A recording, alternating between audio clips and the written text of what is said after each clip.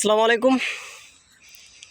কেমন আছেন দর্শক ভাইয়েরা?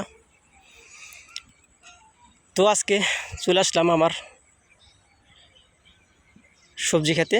তো আজকে কথা বলবো আমি আমার সবজি খেতে কী রোপণ করেছি। অনেক কিছুই রোপণ করেছি, কারণ এক জিনিস দিয়ে তো আর হবে না। দেখেন, আমি ক্ষেতের সাইড দিয়ে করলা চাষ করেছি। আমি আজকে কথা বলবো করলা গাছ নিয়েই, কারণ দেখাবো সবাইকে আমার গাছ কী পরিমাণ বেড়ে উঠতেছে। তো যাই হোক, তার আগে বলে নেই, সবাই আমার পেজে ফলো দিবেন ও ইউটিউবে যে সাবস্ক্রাইব করবেন। তো আপনাদের দুয়ায় আমি এগিয়ে যেতে চাই। এই যে দেখতে পাচ্ছেন করলা গাছ কি সুন্দর। আমি জাংলা না দিয়ে এই যে কুঞ্চি টাইপের এগুলা গেড়ে দিয়েছি, কারণ এই গাছ ওইরকম নাই। এখানে গাছই আছে 3টে, আরও ওই সাইডে আছে। এইগুলো দেখুন, গাছের গ্রোথ কিন্তু অনেক ভালো। তার আগে আরেকটা কথা বলে নেই, যে আমার ভিডিও দেখবেন অবশ্যই কমেন্ট করে জানাবেন মাশাল্লাহ বা আলহামদুলিল্লাহ। আল্লাহর রহমতে গাছ অনেক ভালো আছে। এখানে আমি দেখাচ্ছি এক গাছে জালি চলে আসছে, আমি ওইটা দেখাচ্ছি। এই যে দেখতে পাচ্ছেন ফুল চলে আসছে, যে জালিও চলে আসছে।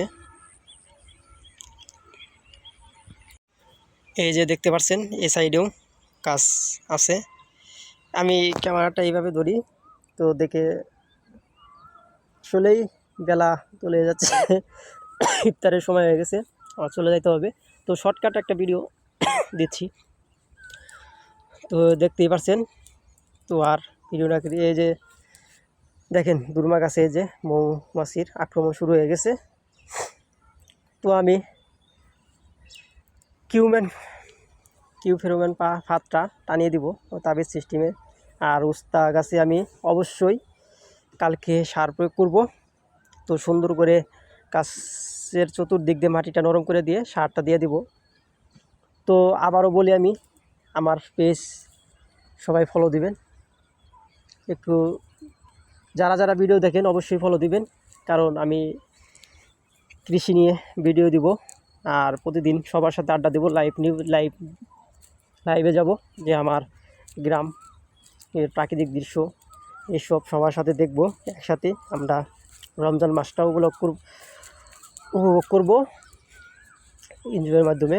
আর আশা করি সবাই রমজান মাস নামাজ পড়বেন, 5 ওয়াক্ত নামাজ পড়বেন, রোজা রাখবেন। তো এই বলে আমার ভিডিও শেষ করতেছি। আসসালামু আলাইকুম, ধন্যবাদ সবাইকে।